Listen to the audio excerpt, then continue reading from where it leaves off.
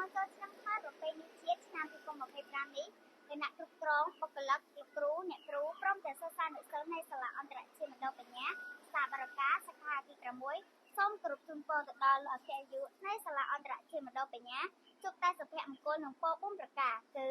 អាយុវណ្ណៈសុខៈពលៈកំពេចភ្លៀងភ្លៀងឡើយសូមអរគុណ On the occasion of my New Year 2025, the management, staff, teacher, and students of Bandopanya International School Branch 6 would like to wish the chairman and board of directors of Bandopanya International School International all the best and happiness.